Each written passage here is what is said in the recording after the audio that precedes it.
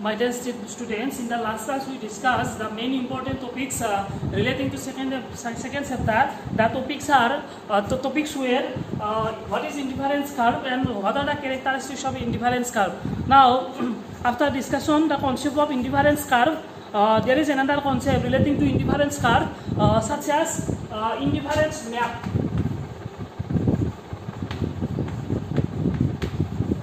Indifference map.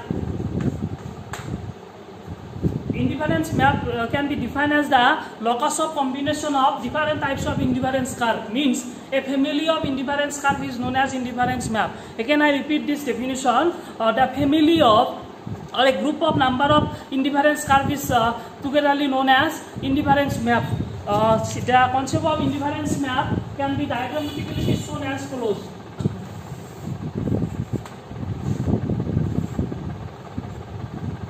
Indifference curve, suppose IC naught. IC naught means indifference curve number 1, indifference curve IC naught, and IC1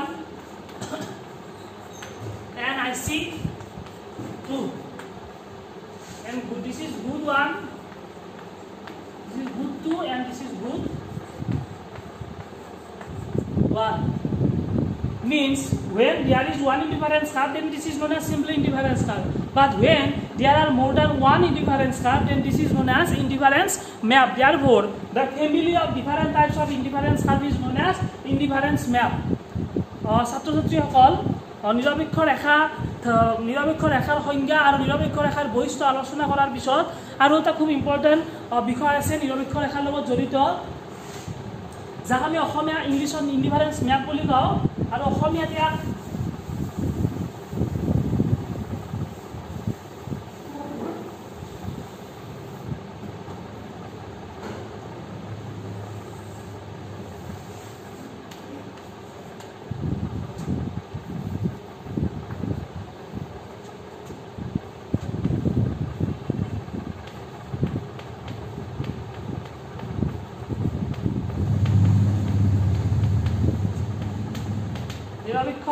নিৰপেক্ষ মানচিত্ৰ।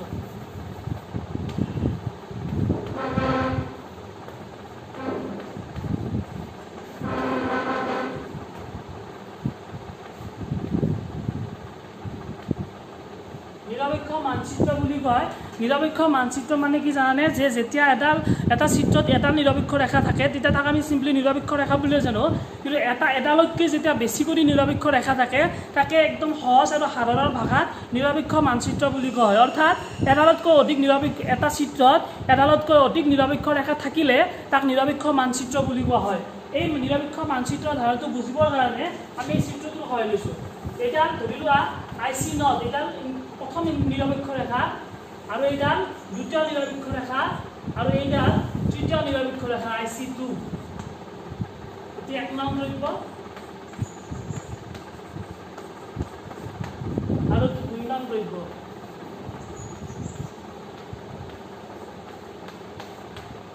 যে নিৰপেক্ষ মানচিত্ৰ মানে হ'ল এডালতকৈ যেতিয়া অধিক নিৰপেক্ষ ৰেখা থাকে তেতিয়া তাক নিৰপেক্ষ মানচিত্ৰ বুলি কোৱা হয়। এই চিত্ৰটোত তিনিটা নিৰপেক্ষ ৰেখা আছে, IC নট, IC1, IC2।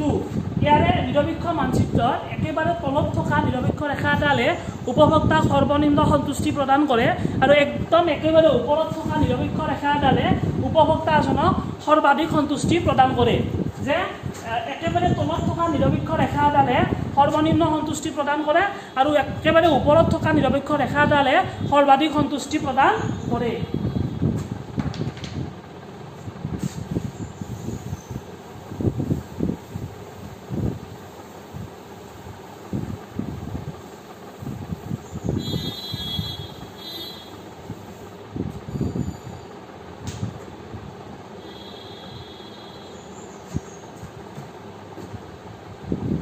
নিৰপেক্ষ ৰেখাৰ পিছত আমাৰ বিষয়টো হ'ব উপভোক্তাৰ কাম্যতম বা সাৰ্বোত্তম বাছনি বিন্দু, বা আমি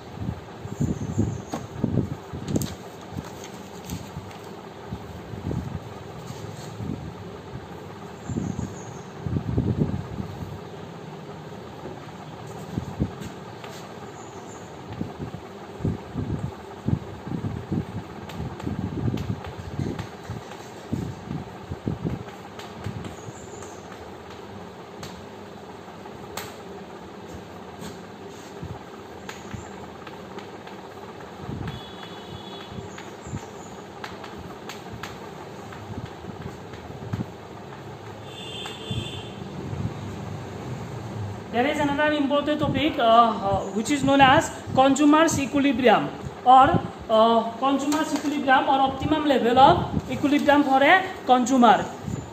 A consumer is said to be in equilibrium. A consumer is said to be in equilibrium when he receives maximum satisfaction from his expenditure. It means when he incur expenditure on different goods and services, when he receives maximum satisfaction from that purchasing commodity, then this is known as consumer's equilibrium. And this consumer's equilibrium can be explained with the help of indifference curve and budget line. To explain the concept of consumer's equilibrium, we have to draw a diagram. Suppose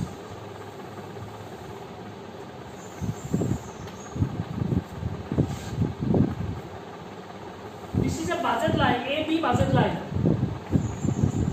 This is AB budget line, and there are three types of indifference curve.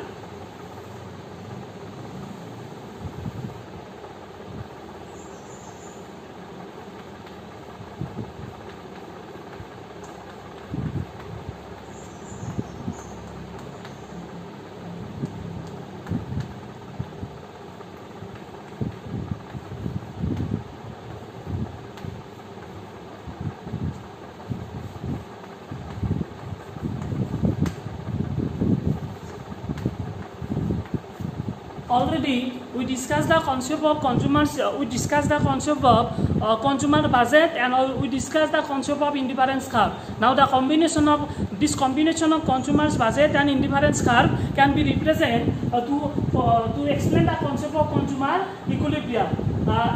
Always remember that a consumer is in equilibrium. A consumer will be in equilibrium at that point. A consumer will be in equilibrium at that point where when indifference curve touches budget line. In this diagram, AB is budget line. AB is a budget line. IC0, IC1, IC2 are three different indifference curve. Here, IC1 indifference curve touches AB budget line at point E. Therefore, at point E,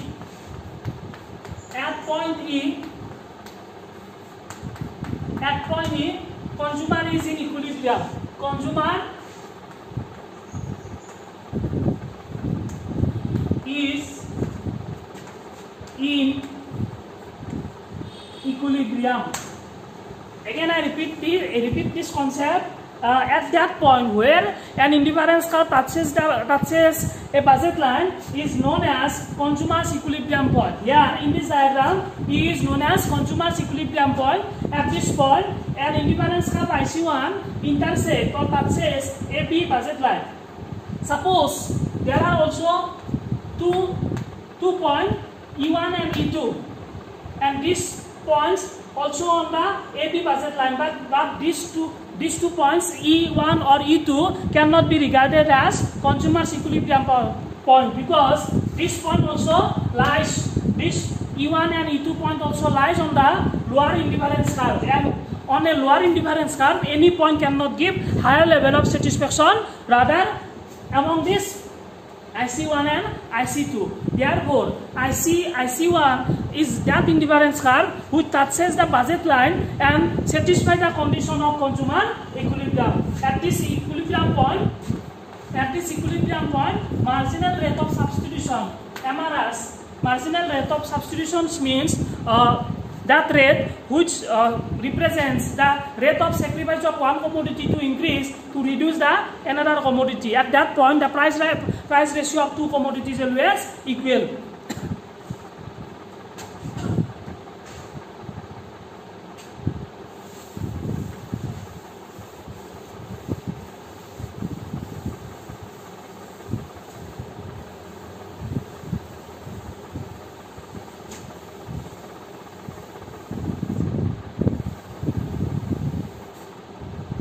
আমি ইতিমধ্যে budget ৰেখা আৰু নিৰপেক্ষ ৰেখা আমি আলোচনা কৰিলোঁ। Budget ৰেখা আৰু নিৰপেক্ষ ৰেখা আলোচনা কৰাৰ পিছত এই দুটা ৰেখা এটা চিত্ৰত লগ হ'ব, যিটো বিষয়ৰ নাম হ'ব উপভোক্তাৰ ভাৰসাম্য।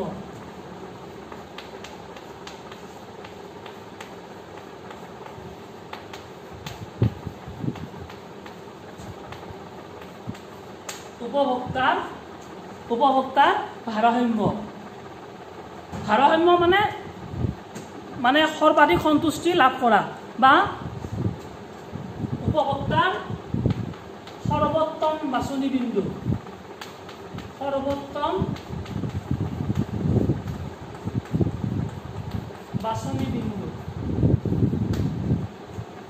চাবা এজন উপভোক্তাই কেতিয়া সৰ্বাধিক সন্তুষ্টি লাভ কৰে যে এজন উপভোক্তাই তেওঁ যিখিনি খৰচ কৰিব সেই খৰচখিনিৰ পৰা যেতিয়া তেওঁ সৰ্বাধিক সন্তুষ্টি লাভ কৰে তেতিয়া তেওঁ ভাৰসাম্য অৱস্থাত থকা বুলি কোৱা হয়। গতিকে উপভোক্তাৰ ভাৰসাম্যতাই এটা সমতাৰ অৱস্থাক বুজায়।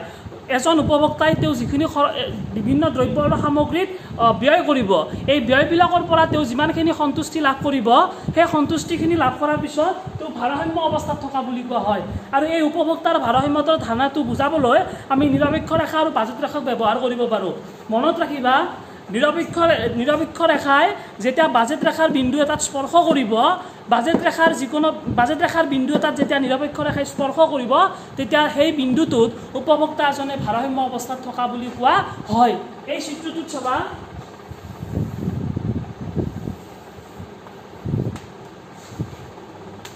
এই চিত্ৰটোত AB এডাল বাজেট ৰেখা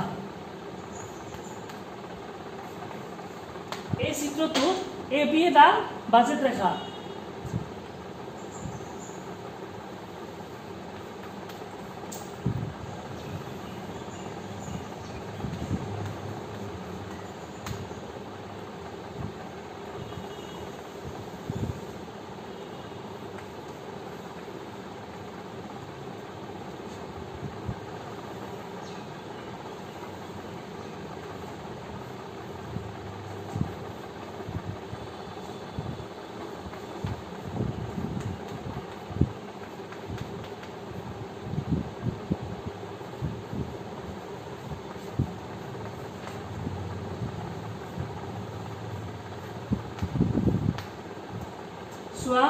এই চিত্ৰটোত মন কৰা OX ৰেখাই X দ্ৰব্যক প্ৰতিনিধিত্ব কৰিছে আৰু OY ৰেখাই Y দ্ৰব্যক প্ৰতিনিধিত্ব কৰিছে।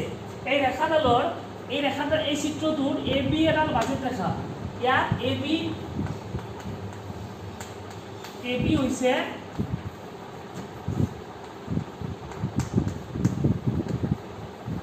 বাজেট ৰেখা আৰু ইয়াত IC0 IC1 আৰু IC2 এই তিনিডাল হৈছে নিৰপেক্ষ ৰেখা।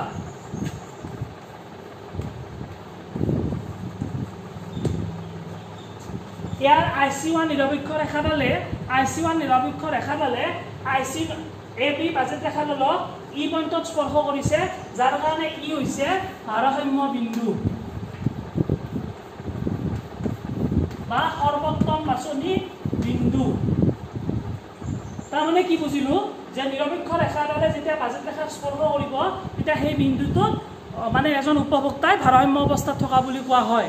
এটা এই চিত্ৰটোত চোৱা E1 আৰু E2 দুটা নিৰপেক্ষ E1 আৰু E2 আৰু সেই ইৰ সলনিও উপৰিও আৰু দুটা বিন্দু E1 আৰু E2 কিন্তু E1 আৰু E2 নিৰপেক্ষ ৰেখা আৰু বাজেট ৰেখাক স্পৰ্শ কৰি আছে কিন্তু এই দুটা বিন্দু কোনোদিনে উপভোক্তাৰ ভাৰসাম্য বিন্দু হ'ব নোৱাৰে কাৰণ এটায়ে লক্ষ্য কৰা E1 আৰু E2 AB বাজেট ৰেখাত আছে যদিও এই বিন্দু দুটা একেবাৰে সৰ্বনিম্ন নিৰপেক্ষ ৰেখাৰ লগত সংযুক্ত হৈছে আৰু এটা কথা জানো যে একেবাৰে তলত থকা সৰ্বনিম্ন অৱস্থাত থকা নিৰপেক্ষ ৰেখাডালৰ কোনো বিন্দুৱে ওপৰৰ নিৰপেক্ষ ৰেখাতকৈ কোনো দিনে সৰ্বাধিক সন্তুষ্টি প্ৰদান কৰিব নোৱাৰে। গতিকে ইয়াত ই বিন্দুটো আছে IC1 আৰু AB ইয়াত বাজেট ৰেখাৰ উপভোক্তাৰ মানে ক্ৰয় কৰাৰ সমৰ্থনটো নিৰ্দেশ কৰিছে I বুলি কোৱাখিনি গতিকে ই হৈছে ভাৰসাম্য বিন্দু আৰু এই বিন্দুটোত দ্ৰব্য দুটাৰ দৰ আৰু প্ৰান্তিক প্ৰতিকল্পনৰ হাৰ সদায় সমান হৈছে। প্ৰান্তিক প্ৰতিকল্পনৰ হাৰ মানে যেতিয়া এজন উপভোক্তাই এটা দ্ৰব্য বেছি কৰি উপভোগ কৰিবলৈ লাগিলে তো আনটো দ্ৰব্য কিছু পৰিমাণে ত্যাগ কৰিব লাগে।